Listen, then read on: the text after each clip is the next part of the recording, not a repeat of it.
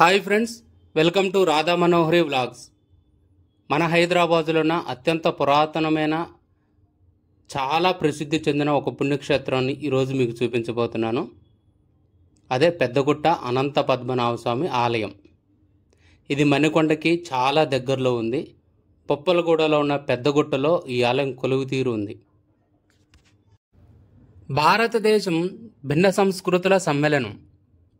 కానీ ఈ దేశంలో ఆది నుంచి అంటే పురాతన కాలం నుంచి కూడా సనాతన ధర్మాన్ని అంటే హిందూ మతాన్ని నమ్మేవాళ్ళు, సనాతన ధర్మంలో బ్రతికే ప్రజలే ఎక్కువగా ఉండటం జరిగింది. ఈ సనాతన ధర్మానికి దేవాలయాలు ఆయుపట్టు లాంటివి. ఈ భారతదేశంలో ఉన్న ప్రజలు, హిందూ మతాన్ని ఎక్కువగా ఆచరించే ప్రజలందరూ కూడా దేవాలయ వ్యవస్థను సృష్టించుకొని ఆ దేవాలయంలో రాతితో చెక్కబడిన ఒక విగ్రహాన్ని ప్రతిష్ఠించి ఆ మూర్తిని దైవంగా భావించి ఆ మూర్తికి అభిషేక అర్చనల పూజలు నిర్వహించడం జరుగుతుంది. కొన్ని వేల సంవత్సరాల నుంచి ఇక్కడ నివసించే ప్రజలు ఈ సనాతన ధర్మాన్ని ఆచరిస్తూ విగ్రహారాధనని ఎక్కువగా పూజించటం, వాటిని దైవంగా భావించడం జరుగుతుంది. కానీ కాలక్రమేణా ఈ భారతదేశంపై ఇతర దేశస్తుల రాజులు దాడి చేసి ఇక్కడున్న సనాతన ధర్మాన్ని ధ్వంసం చేసి వాళ్ళ యొక్క మతాలను కూడా ఇక్కడ బలవంతంగా రుద్దే ప్రయత్నం చేయడం జరిగింది. ఆ క్రమంలోనే భారతదేశంలో ఎన్నో పురాతనమైన ఆలయాలు తమ ఉనికిని కోల్పోయి నిలబడ్డాయి. అలాంటి ఒక ఆలయమే మన హైదరాబాదులో ఉన్న ఈ అనంత పద్మనాభ స్వామి ఆలయం. ఫ్రెండ్స్, మీరిప్పుడు చూస్తుందే ఈ అనంత పద్మనాభ స్వామి దేవాలయం. మీరిప్పుడు చూస్తున్నారు కదా, ఈ శిల కిందనే గుహలో అనంత పద్మనాభ స్వామి స్వయంభూగా ఒక 2000 సంవత్సరాల క్రితం వెలిశాడని ఇక్కడ భక్తులు చెప్పడం జరిగింది. అంతేకాదు ఫ్రెండ్స్, ఎంతోమంది భక్తులు ఈ గుట్టపైన తపస్సు చేశారంట ఆ శ్రీమన్నారాయణుడు కోసం. అందుకోసమే ఈ గుట్టపైన చాలా పాజిటివ్ వైబ్స్ ఉంటాయి. చాలా ప్రత్యేకమైన దేవాలయం ఇది. మీరు ఇప్పుడు చూస్తుంది పాండురంగ స్వామి.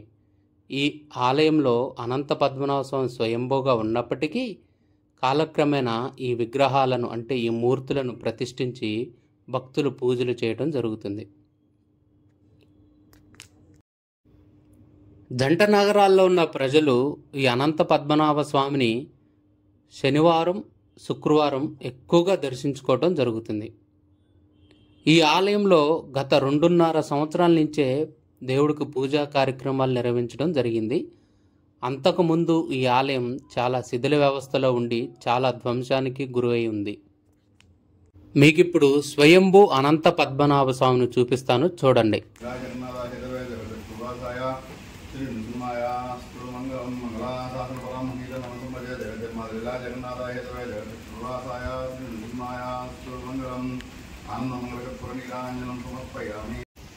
మీరిప్పుడు చూస్తున్న ఈ మూర్తే వెనక భాగంలో ఉన్నదే స్వయంభూ అనంత పద్మనాభ స్వామి. ఫ్రెండ్స్, చిన్నజీయర్ స్వామి గారు ఈ ఆలయాన్ని దర్శించి ఇక్కడ నూతన ఆలయాన్ని ప్రతిష్ఠించడానికి, నిర్మించడానికి సహాయ సహకారాలు నిర్వహించడం జరుగుతుంది.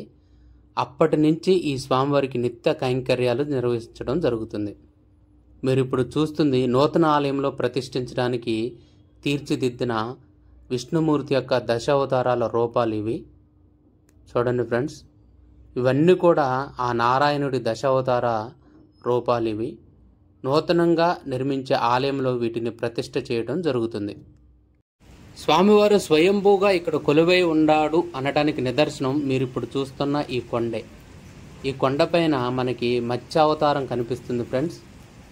గజేంద్ర మోక్షం నాటి మొసలి కనిపిస్తుంది. చూడండి ఈ కొండపైన మనకి క్లియర్గా. అంతేకాదు ఫ్రెండ్స్, కూర్మ అవతారం కూడా మీకు చూపిస్తాను, చూడండి. ఇదే కూర్మ అవతారం. విష్ణుమూర్తి యొక్క దశావతారాల్లో ఒక అవతారం కూర్మ అవతారం. 2000 సంవత్సరాల నుంచి ఇక్కడ అనంత పద్మనాభ స్వామి స్వయంభూగా కొలువే ఉండి తిరుపతిలో ఎలాంటి పూజా క్రతువులు నిర్వహించే వాళ్ళు అంత ఘనంగా ఇక్కడ పూజలు నిర్వహించడం జరిగింది ఒకప్పుడు. కాలక్రమేణా ఇతర మతస్థుల దాడి మరియు హిందువుల నిర్లక్ష్యం వల్ల ఈ ఆలయం శిథిలావస్థకు చేరుకుంది. ఇప్పుడు మీరు చూస్తున్న ఈ రాతి స్తంభాలని చిన్నజీయర్ స్వామి గారు నూతనంగా నిర్మించే ఆలయంలో ప్రతిష్ఠ చేయడం జరుగుతుంది.